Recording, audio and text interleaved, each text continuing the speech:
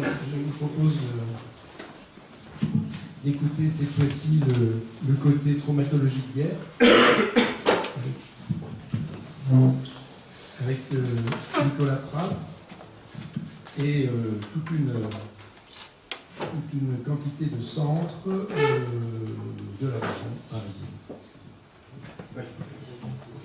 Bonjour, Président, chers collègues. Donc, je me présente, je suis le docteur Nicolas Prat, je suis médecin militaire, urgentiste de formation, donc je ne suis pas chirurgien, évidemment.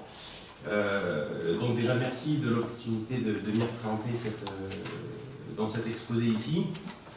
Et donc avec effectivement tous les co-auteurs qui sont quelque part les moteurs de la recherche en traumatologie de guerre dans le service de santé des armées, je voulais vous parler de cette recherche, et avec un titre un petit peu accrocheur, qui est lorsque la traumatologie de guerre devient un problème de santé publique, où en est la recherche.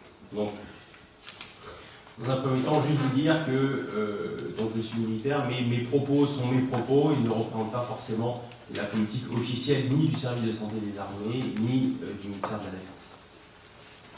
Donc ça c'est le plan de mon exposé. Tout d'abord on verra, j'essaierai de vous montrer quelle est la spécificité de la traumatologie de guerre par rapport à la traumatologie qu'on pourrait qualifier de civile. Ensuite on verra dans quel donc le contexte actuel, le contexte civil actuel dans lequel s'invite la traumatologie de guerre. On parlera bien évidemment des attentats. Et enfin, je vous montrerai quelle est la spécificité de la recherche, bien évidemment, qui récupère la spécificité de la traumatologie de guerre en général, pour finir sur une réflexion et les besoins d'évolution. Donc tout d'abord, les spécificités de la traumatologie de guerre. Donc, il y a 3 points que j'aimerais développer. Tout d'abord, une particularité d'agression, une lésion observée chez le blessé de guerre. Ensuite, des particularités, puisque des problèmes de ressources et d'environnement de soins. Et enfin, des problèmes d'éloignement et de délai d'évacuation. Si on prend les spécificités d'agression et de lésion, bien évidemment, on va parler de toutes ces choses-là.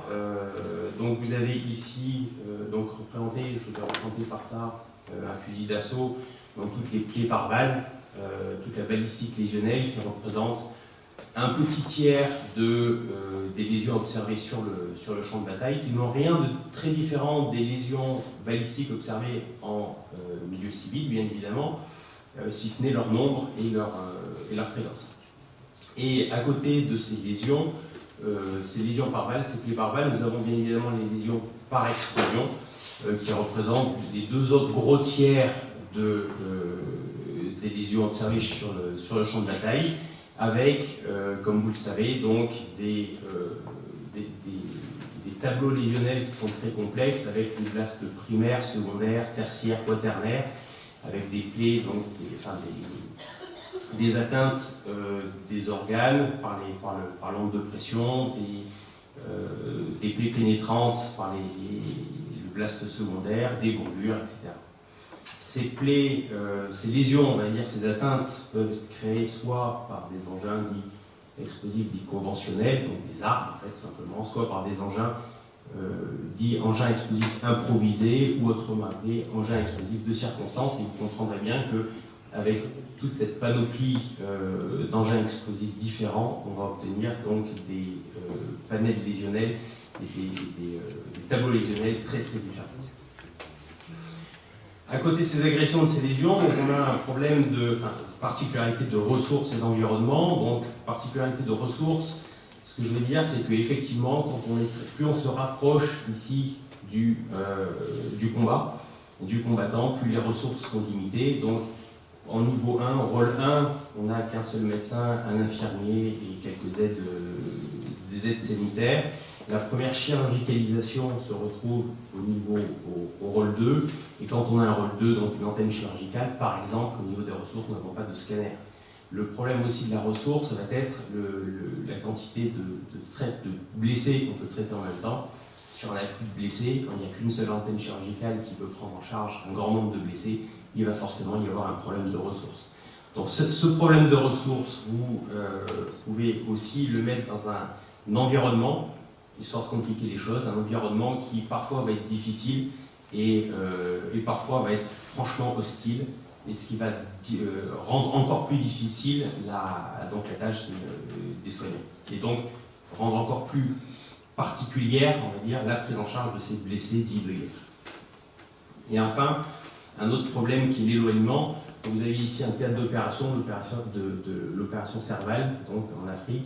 Vous voyez ici la taille de la France, et bien évidemment, on va avoir des délais d'évacuation qui vont être très très longs, parce que les distances sont très longues, mais aussi là-dessus vous rajoutez des problèmes opérationnels, et vous allez avoir des blessés qui vont attendre la chirurgicalisation, qui bien évidemment doivent normalement arriver dans la première heure, qui vont pouvoir déportés et reportés jusqu'à plus d'un jour, plus de 24 heures.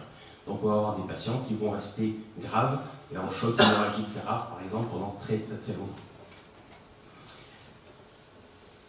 Donc voilà, donc ça c'est la spécificité quelque part, je voulais vous montrer de la traumatologie de guerre. Maintenant, le contexte civil et pourquoi on parle de traumatologie de guerre dans le contexte civil. Alors c'est pas moi qui l'ai dit, c'est notre président qui, au congrès du Parlement, juste après les attentats de novembre, a dit « Nous sommes en guerre, la France est en guerre ». Donc la France est en guerre, effectivement, malheureusement sur son territoire national. Et pour en revenir à mon titre, est-ce que franchement les attentats tels qu'on les a vécus sont un problème de santé publique? Alors je suis allé voir des épidémiologistes et je leur ai demandé qu'est-ce qu'un problème de santé publique. Donc ils ont commencé à me raconter beaucoup de choses que je n'ai pas compris. Et quand je leur ai demandé d'être relativement simple, j'ai dit non mais pourquoi est-ce qu'un problème est un problème de santé publique? Ils me disent ah d'accord, je n'avais pas compris la question. Il faut trois éléments particuliers. Il faut un élément de gravité, que la chose soit grave. Il faut qu'il y ait une prévention qui soit possible, sur laquelle on puisse agir. Et enfin, il faut que l'impact sur le nombre d'habitants soit important. Donc, quand on regarde les attentats, ici on prend les attentats de novembre par exemple, ou les attentats tout simplement de 2015 à Paris, je ne reviendrai pas bien évidemment sur la gravité de ces attentats et de ces atteintes. Au niveau de la prévention, bien évidemment qu'on peut agir dessus, donc on peut avoir une prévention primaire qui va être d'éviter les attentats, ça c'est le problème des services de renseignement qui travaillent énormément dessus. Prévention secondaire, on ne peut pas faire grand-chose, mais on peut agir sur le traitement. Et effectivement, Eric Vauguier était là pour nous expliquer que la formation des médecins est très importante là-dessus. Et j'avais juste une petite réflexion à faire, c'est suite aux attentats, il a été demandé d'armer tous les policiers en civil. Moi, ce que j'aimerais bien, c'est que suite aux attentats, on forme tous les médecins en France à la traumatologie. Ça, c'est juste une petite réflexion. Donc ça, on peut agir sur cette prévention. Donc on est toujours dans les clous d'un problème de santé publique. Et après, au niveau d'impact, au niveau du nombre. Alors si on regarde le nombre de morts suite aux attentats, donc si on ne prend que Paris, donc ces attentats en 2015, à peu près 150 morts. Bon, qu'est-ce que c'est 150 morts sur la population française, sur un an, vous vous rendez compte? Bon, effectivement, c'est en une fois, mais c'est arrivé que, voilà. On peut se poser la question de savoir si vraiment c'est quelque chose d'important. Et pour en revenir donc à tout ce qui a été dit sur un autre problème de santé publique qui est la sécurité routière et la mortalité routière, on se rend compte qu'avec ces chiffres-là, à Paris, en 2015, il y a eu 47 morts par accident de la route. Comparé aux 150 morts des attentats, on se retrouve dans un problème, effectivement, un problème de santé publique, parce que ça touche beaucoup de personnes. Si on reprend donc, les mêmes chiffres pour les attentats de Nice, qui n'avaient pas la particularité, effectivement, d'utilisation d'armes de guerre, mais on va dire d'une quantité importante de blessés et de morts en même temps, on est largement au-dessus de la mortalité routière dans le département des Alpes-Maritimes l'année précédente.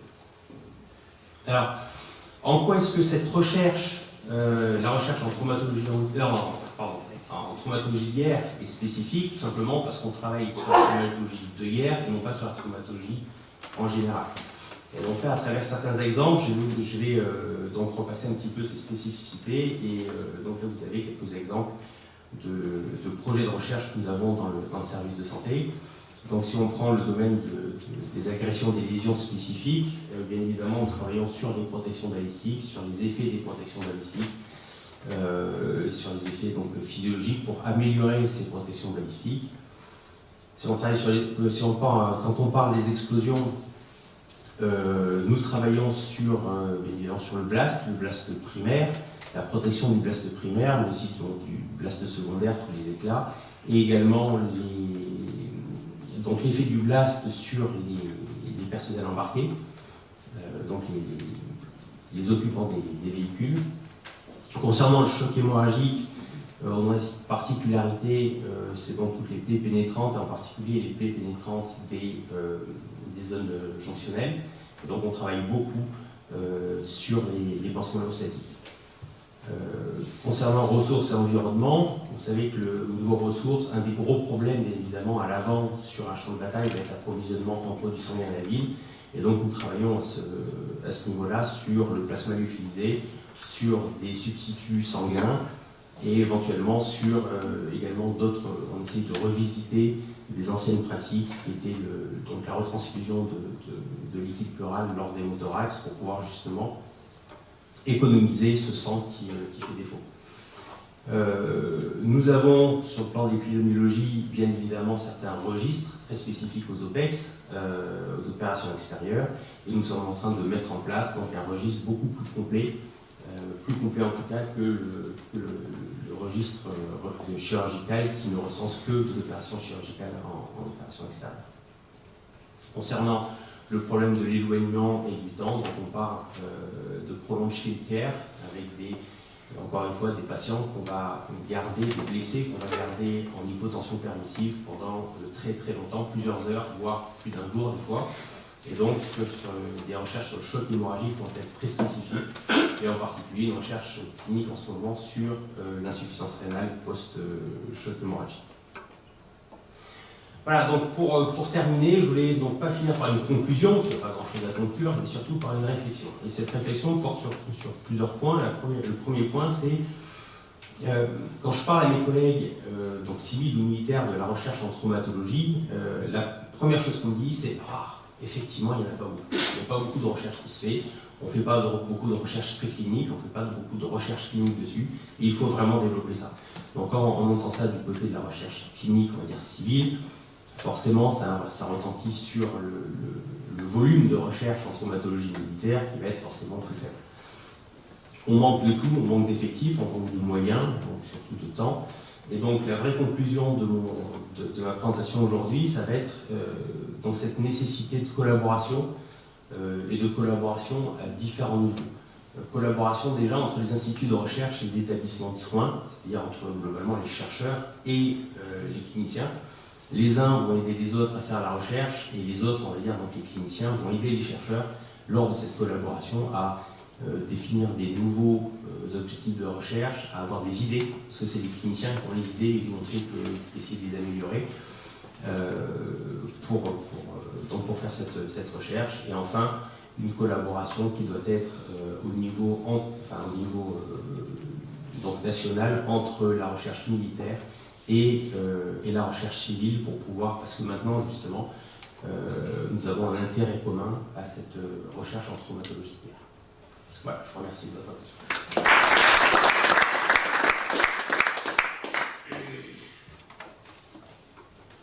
Question.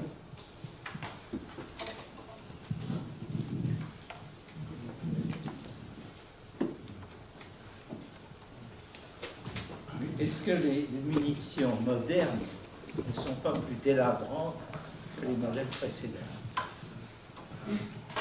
Ça dépend ce que vous définissez par une munition moderne. Mais disons, non, les munitions en elles-mêmes ont toujours été très délabrantes. Certaines personnes donc, passent leur vie et vouent leur vie à développer des munitions de plus en plus délabrantes, mais disons qu'il n'y a pas eu d'évolution fondamentale à ce sujet-là. Vous n'avez pas évoqué le tri des blessés.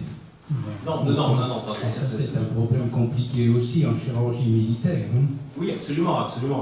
Donc le triage est très très important. Et quand je disais qu'on manquait de ressources à l'avant, effectivement, qu'il y a une antenne chirurgicale, deux chirurgiens, un réanimateur et un infirmier, ou deux infirmiers à l'intérieur, et qu'il y a 6, 7, 8, voire 30 blessés qui arrivent en même temps, le tri est effectivement ça fait partie de la vie de tous les jours en fait de ces médecins-là.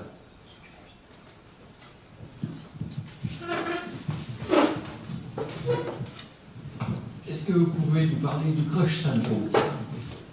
Le crush syndrome, Oui. oui, un petit peu. Donc le crush syndrome, c'est donc quand une personne est ensevelie, donc il va y avoir donc une lésion tissulaire importante, en particulier une lésion tissulaire musculaire, qui va créer, en plus de cette lésion-là, donc de gros problèmes de relargage, en particulier, c'est des relargages de potassium et de myoglobine, qui vont être très très problématiques donc à la levée en fait de l'écrasement et donc au relargage dans la circulation générale de tous ces toxiques qui sont hautement toxiques, le potassium et l'hémoglobine.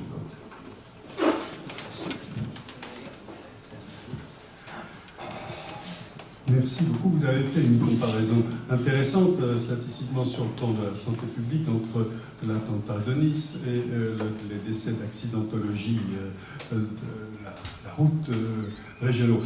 Et à ce propos, on a eu, dans le cadre d'un de nos congrès en chirurgie pédiatrique, le rapport d'un collègue qui était de garde et qui a vécu à l'hôpital Landrat ces événements.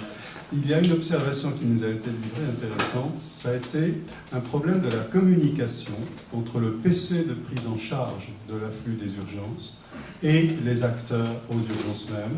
En particulier, il signalait qu'il y avait eu un éloignement, placement du PC au dernier étage de l'hôpital, alors que les urgences étaient au rez-de-chaussée, et que les services d'imagerie étaient au premier étage. Ça, c'était un point donc, qui rentre certainement dans le cadre de la recherche de prévention et d'amélioration. Un deuxième point était celui de l'identification précise et suivie des blessés, qui peut se perdre et qui peut poser de multiples problèmes dans la prise en charge séquentielle de leur traumatisme. Donc, est-ce que vous avez des commentaires sur ces points qui récents et qui peuvent faire partie de la recherche en prévention? Oui, tout à fait. Alors, ce que je voudrais dire déjà dans un premier temps, c'est que il faut forger pour devenir forgeron, et que malheureusement, tant qu'on n'aura pas une bonne expérience de cette prise en charge sur le plan civil, on va faire des erreurs et qu'on corrige nos erreurs au fur et à mesure, malheureusement, que on va dire les choses se passent, que les problèmes arrivent. On essaye donc nous sur le plan militaire d'apporter le maximum d'éléments, parce qu'on a déjà eu ces problèmes de triage, on a déjà eu ces problèmes d'identification, on a déjà eu ces problèmes vous disiez, de mauvaise communication, donc on essaye d'apporter beaucoup de choses là-dessus. Les problèmes de communication, effectivement, ce sont des problèmes qui sont venus sur les attentats de Paris. Je ne savais pas pour les attentats de Nice, mais qui ont été bien décrits pour les attentats de Paris.